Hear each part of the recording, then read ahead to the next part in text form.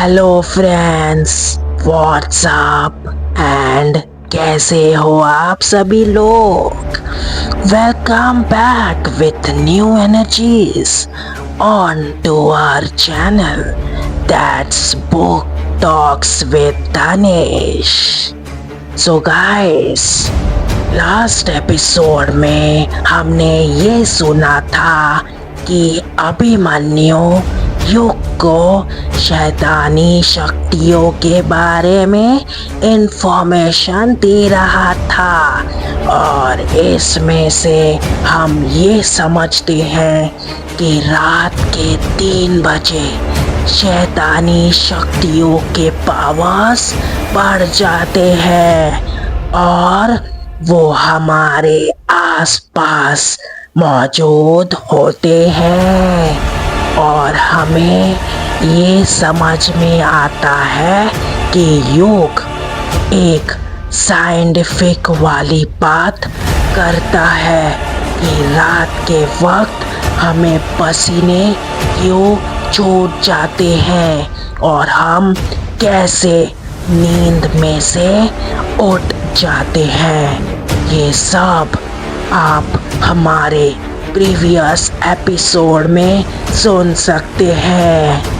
तो वही दूसरी तरफ रजनी और अमोदिता एक तहखाने के पास चले जाते हैं और वो तहखाना उनके घर के नीचे था जहाँ रजनी अपनी साधनाएं पूरी करती थी।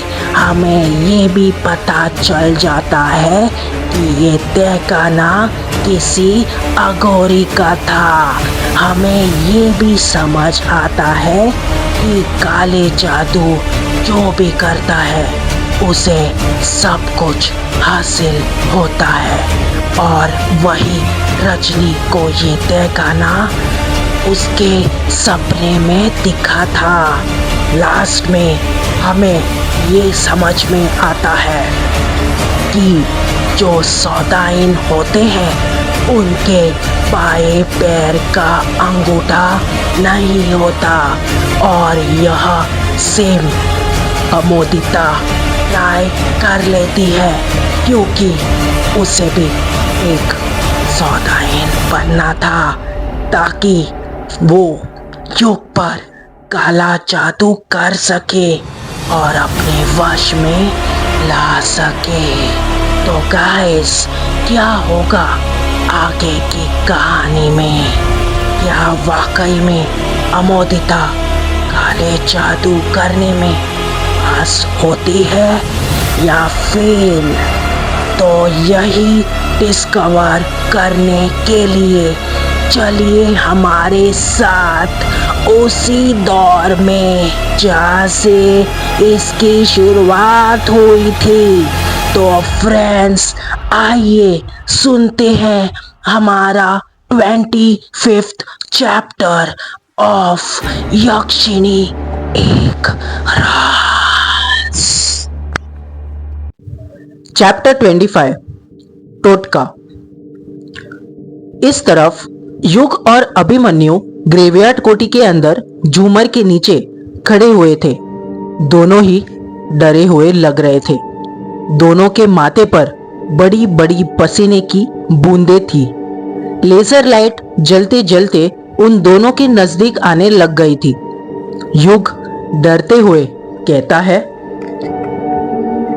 यार, ये लेजर लाइट तो हमारी ही तरफ आ रही है।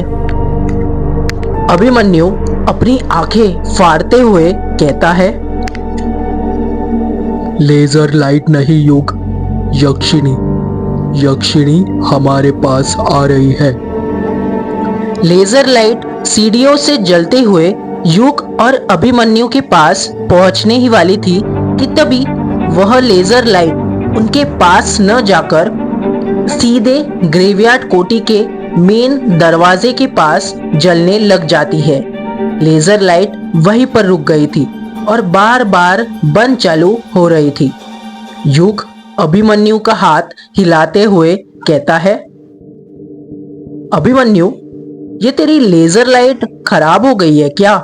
ये बार बार बल्ब की तरह बंद चालू क्यों हो रही है?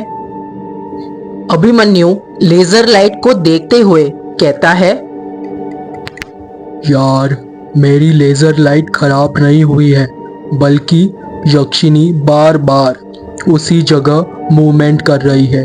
वो वहाँ पर आ रही है और वहाँ से जा रही है, तभी ऐसा हो रहा है। कुछ देर तक दोनों ही मंत्रमुग्ध होकर लेजर लाइट को जलते बूझते हुए देखते रहते हैं। अभिमन्यु धीरे से कहता है, अब क्या करे यार? करना क्या है, चल दरवाजे के पास जाकर देखते हैं, हो सकता है कि यक्षिनी दिख जाए। पागल हो रहा है क्या युग? दरवाजे के पास जाना खतरे से खाली नहीं है। तो फिर क्या करें, ऐसे ही यहाँ पर डर कर खड़े रहे? चलना यार, तू ना बहुत डरता है, पता नहीं कैसे पैरानॉर्मल एक्टिविटी बन गया तू। इतना कहकर युग अपने दरवाजे की ओर बढ़ाने लग जाता है। अभिमन्यु भी उसके पीछे पीछे जाने लग जाता है।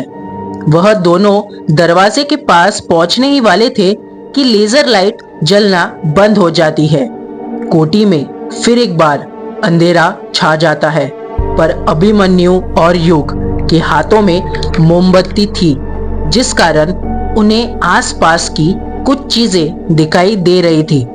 युग अभिमन्यु से कहता है, यार ये लाइट जलना बंद क्यों हो गई? अभिमन्यु कहता है, शायद यक्षिनी यहाँ से चले गई, इसी वजह से बंद हो गई। युग मोमबत्ती की रोशनी के सहारे अपने आसपास यक्षिनी को ढूंढने लग जाता है। वो यक्षिनी को ढूंढ ही रहा था कि तभी उसे किसी के कदमों की आहट सुनाई देती है। युग हैरानी के साथ अभिमन्यु से पूछता है, अभिमन्यु, तूने आवाज सुनी? हाँ, सुनी यार, ये आवाज तो बाहर से आ रही है। इसका मतलब यह है कि बाहर कोई है? इतना कहकर बिना कुछ सोचे समझे युग दरवाजा खोलने लग जाता है। अभिमन्यु युग को रोकने के लिए अपना हाथ आगे बढ़ाता है, पर उससे पहले ही झटके के साथ युग दरवाजा खोल देता है। जब दरवाजा खुलता है तो वो देखता है कि दरवाजे के बाहर कायर और कछुआ खड़े हुए थे। दोनों के एक हाथ में शराब की एक एक बोतल थी। दोनों को ही देखकर ऐसा लग रहा था जैसे दोनों ने खूब शराब पीकर रखी हुई थी। अभिमन्यु अपना गला फाड़ते हुए कहता है, तुम दोनों यहाँ पर? कायर नशे में अपनी जगह पर हिलते हुए कहता है, हम दोनों नहीं होंगे तो कौन होगा? तुम दोनों को क्या लगा तुम दोनों अकेले अकेले कार्यक्रम कर लोगे और हमें पता भी नहीं चलेगा? अभिमन्यु गुस्सा करते हुए कहता है, अरे पागल, हम दोनों यहाँ कार्यक्रम नहीं कर रहे थे, बल्कि। अभिमन्यु इसके आगे कुछ कहने ही वाला था कि तभी कछुआ अभिमन्यु और युग को धक्का मारते हुए सीधे कोठी के अंदर घुस जाता है। कायर भी कछुए के पीछे पीछे कोठी के अंदर घुस जाता है।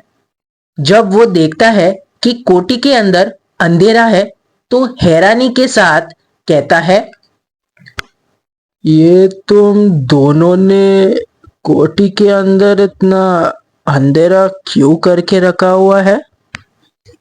कछुआ नशे में बड़बड़ाते हुए कहता है, देखा, मैंने कहा था ना, ये दोनों आपस में कुछ ना कुछ खिचड़ी जरूर पका रहे हैं।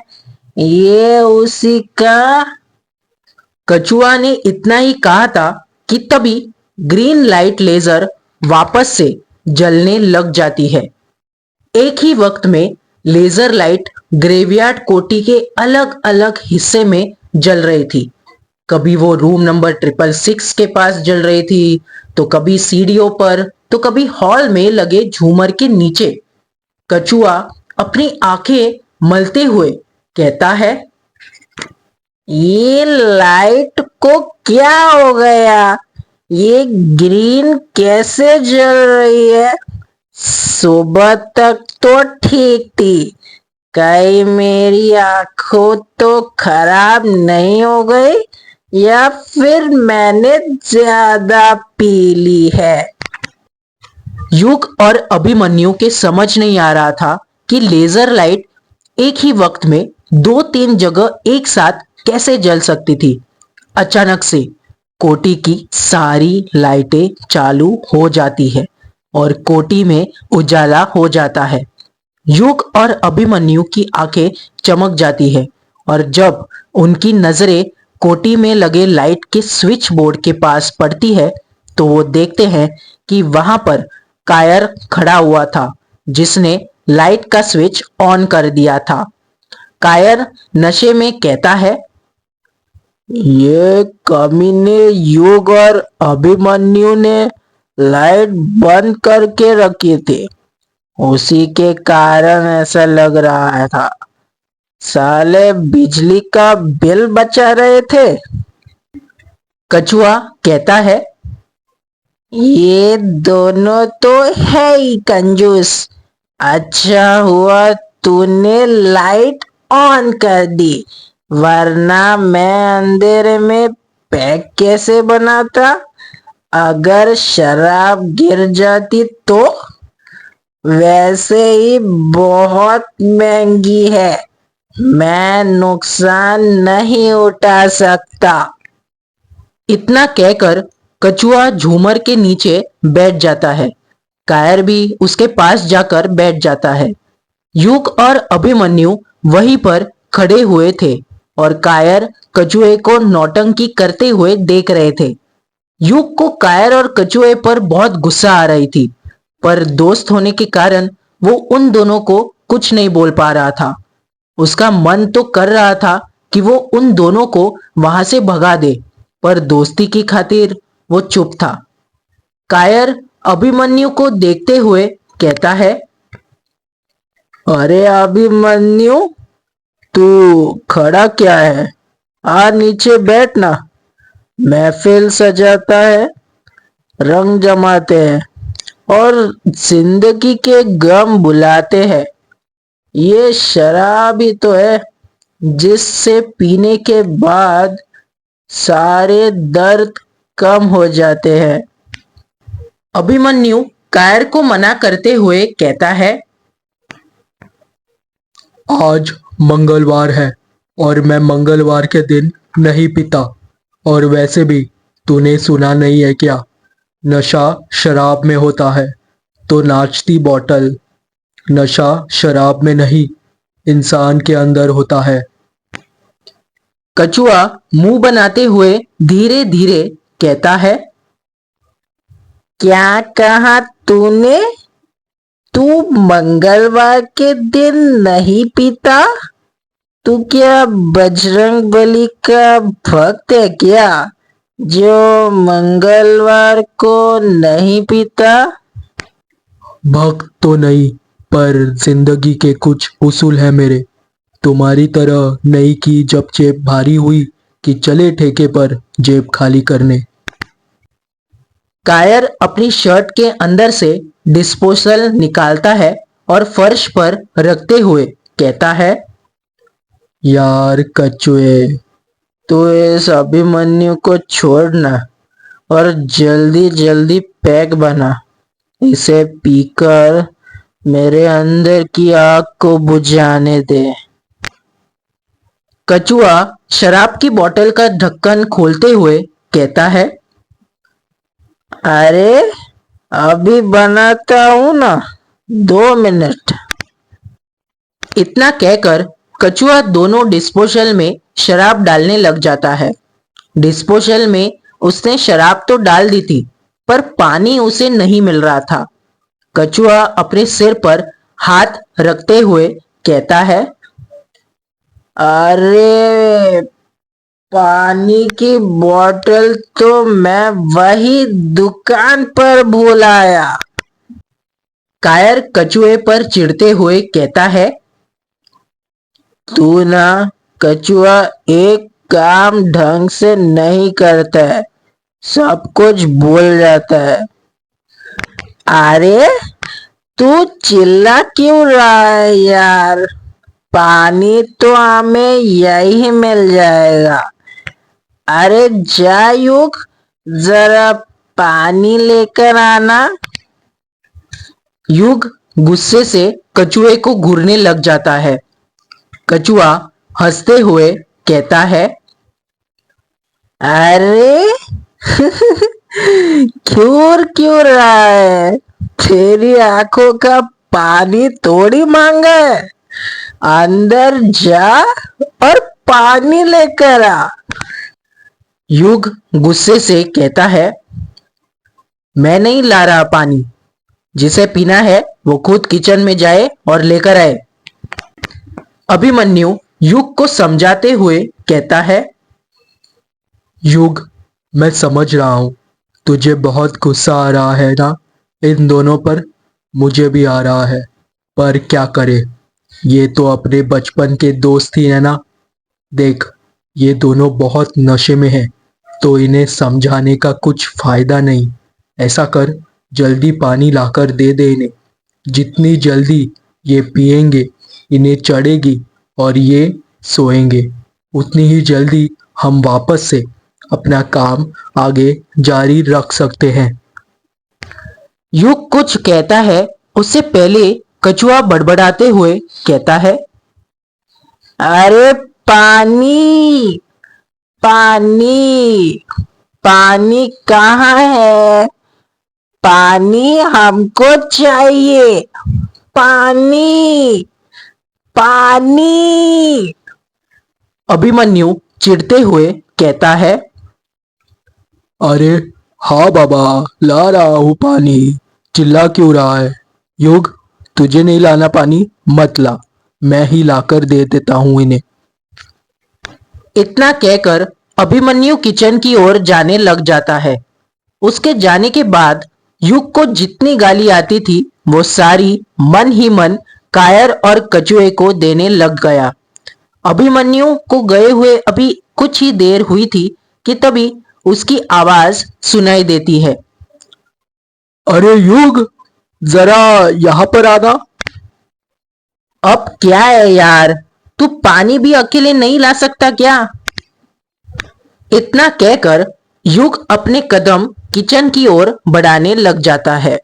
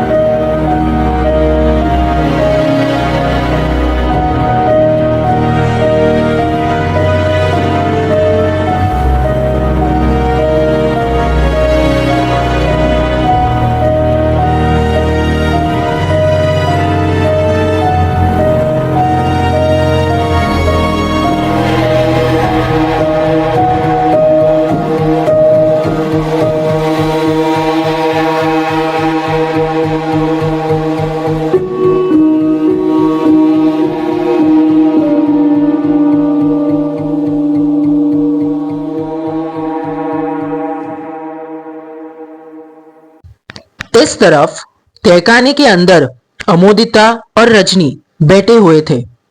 3 बजने में 10 मिनट कम थे। अमोदिता को अभी भी दर्द हो रहा था। उसके पैर के अंगूठे पर खून जम चुका था। खून के कुछ चींटे फर्श पर भी पड़े हुए थे। रजनी अमोदिता की तरफ देखते हुए कहती है, अब हमें काम करना शुरू करना चाहिए। अमुदिता, जल्दी से पूर्व दिशा की ओर मुंह करके बैठ जा। जैसा रजनी ने कहा था अमोदिता वैसा ही करती है। वो पूर्व की ओर मुंह करके बैठ जाती है। रजनी अमोदिता के सामने जाकर बैठ जाती है और वहां पुड़िया जिसके अंदर उसने युग का बाल रखा हुआ था उसे खोलने लग जाती है। फर्श पर ही अमोदिता के सामने हल्दी की कुछ गांठें रखी हुई थी। रजनी वो बाल अमोदिता को देते हुए कहती है, ये ले युग का बाल और इन हल्दी में से एक गांठ उठा और उसके ऊपर युग का नाम जपते हुए लपेट दे। जैसा रजनी कहती है अमोदिता वैसा ही करती है। अपना दुपट्टा दे मुझे। क्या कहा माँ? दुपट्टा? पर क्यों? अरे दे तो। अमोदिता अपना काला दुपट्टा रजनी को दे देती है। रजनी वो दुपट्टा फाड़ने लग जाती है। अमोदिता रजनी को रोकते हुए कहती है, अरे माँ, इसे तुम फाड़ क्यों रही हो? ये मेरा फेवरेट दुपट्टा है। रजनी गुस्सा करते हुए कहती है, नालायक लड़की, अपना मुंह बंद रख। नया दुपट्टा ले लेना। वैसे ही इस विधि में रुमाल का प्रयोग किया जाता है, पर अभी इस वक्त इससे ही काम चलाना पड़ेगा क्योंकि 3 बज गए हैं। हमारे पास ज्यादा वक्त नहीं है। 4 बजने से पहले ये विधि पूरी करनी है, वरना ब्रह्म मुहूर्त शुरू हो जाएगा।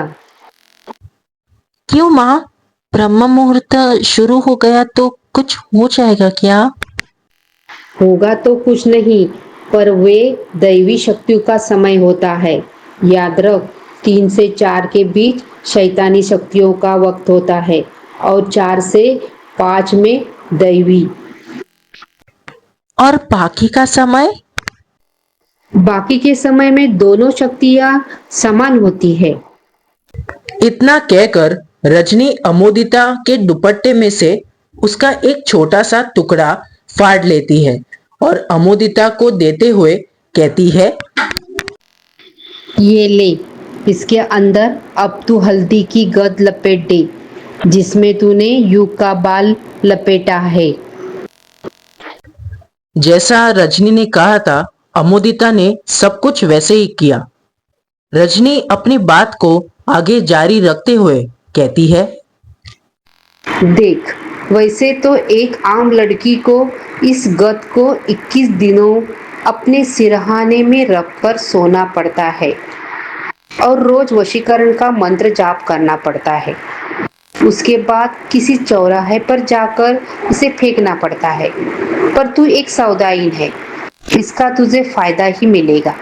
तुझे 21 दिन का इंतजार नहीं करना पड़ेगा। आज रात ही चौराहे पर फेंक कर आना, वो भी अकेली। अमोदिता डरते हुए कहती है, क्या कहा माँ तुमने? चौराहे पर जाना है, वो भी अकेले? रजनी अमोदिता पर भिन्नाते हुए कहती है, तूने फिर डरना शुरू कर दिया। कितनी बार समझाई हूँ तुझे, तू एक सौदाइन है और कभी नहीं डरती है, बल्कि अपने काले जादू से लोगों को डराती है। रजनी की बातें सुनकर अमोदिता की हिम्मत बढ़ने लग जाती है और वो अपनी जगह पर उठने की कोशिश करते हुए कहती है, हाँ माँ, आपने सही कहा। मैं एक सौदाइन हूँ और सौदाइन डरती नहीं है बल्कि डराती है।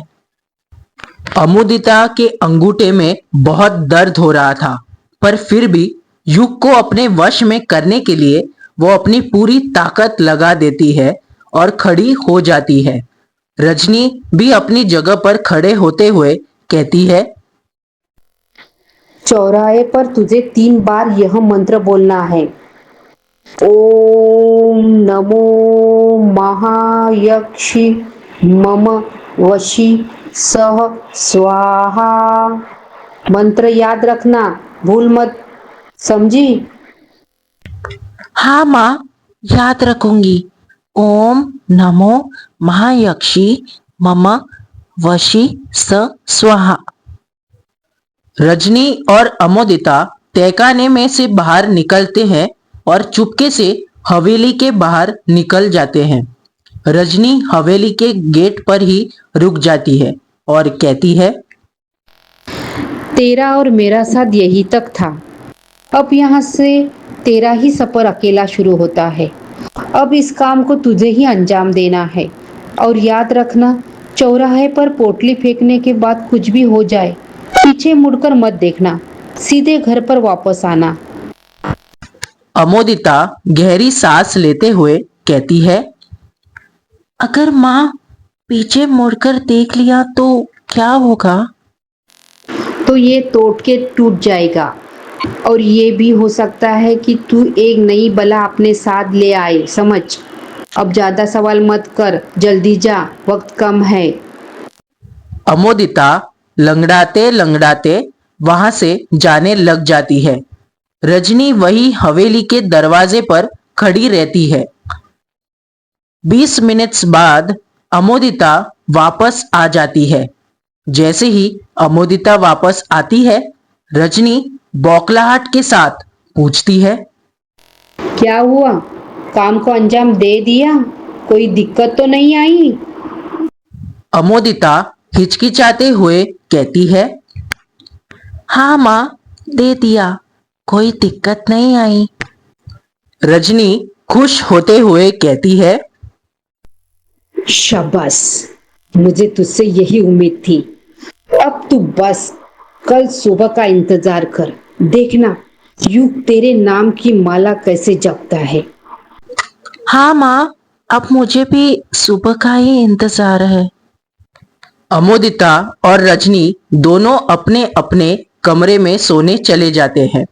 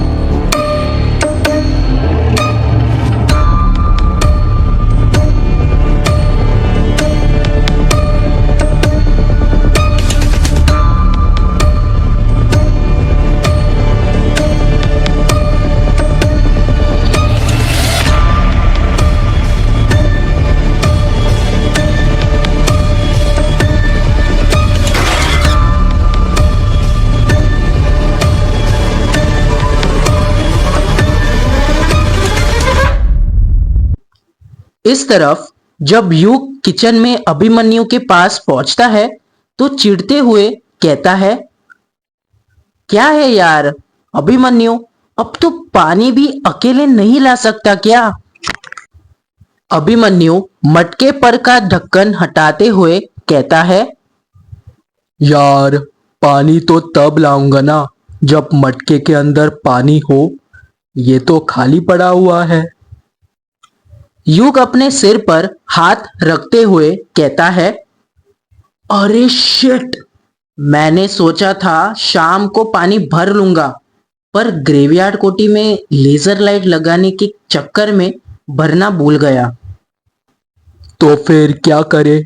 बाहर तो वो दो मगरमच्छ पानी का ही इंतजार कर रहे हैं। करना क्या है, उठा बकेट और चल कुएं के पास। अभिमन्यु हैरानी के साथ कहता है, क्या कहा? कुआं? यहाँ पर कुआं कहाँ है? अरे ग्रेवयार्ड कोठी के पीछे है, मैं वहीं से पानी भरता हूँ पीने के लिए। एकदम साफ पानी आता है, मीठा मीठा, जैसे किसी झरने का पानी होता है ना वैसे। कभी कभी तो मुझे लगता है कुएं के अंदर झरने का ही पानी है। अच्छा, चल फिर आज इसी बहाने तेरी कोठी का कुआं भी देख लेते हैं। इतना कहकर अभिमन्यु बकेट उठाता है और युग के साथ साथ ग्रेवयार्ड कोठी के पीछे वाले दरवाजे के कुएं के पास जाने लग जाता है। ग्रेवयार्ड कोठी के पीछे एक गहरा सन्नाटा छाया हुआ था। चांद की चांदनी चारों तरफ बिखरी हुई थी, जिस कारण बाहर अंधेरा नहीं था। चांद की रोशनी में कुआं और आसपास के पेड़ पौधे साफ दिखाई दे रहे थे। युग और अभिमन्यु ग्रेवयार्ड कोठी के पीछे पहुंच गए थे। ग्रेवयार्ड कोठी के पीछे वाले दरवाजे के जस्ट बगल में ही इमली का पेड़ लगा हुआ था, पर अभिमन्यु की उस पर नजर नहीं पड़ती, क्योंकि उसका पूरा ध्यान तो अभी हल्के होने के लिए जगह ढूंढने पर था। वो चलते चलते बड़बड़ाते जा रहा था। कहाँ जाऊं, कहाँ जाऊं, कहाँ जाऊं यार। युग हैरानी के साथ कहता है, क्या हुआ, तुझे कहीं जाना था क्या? अरे हल्का होने जाना है, उसी के लिए जगह ढूंढ रहा हूँ। यार, हल्का होने के लिए भी जगह ढूंढने की जरूरत पड़ती है क्या? हाँ यार, ढूंढनी पड़ती है, तुझे नहीं पता क्या?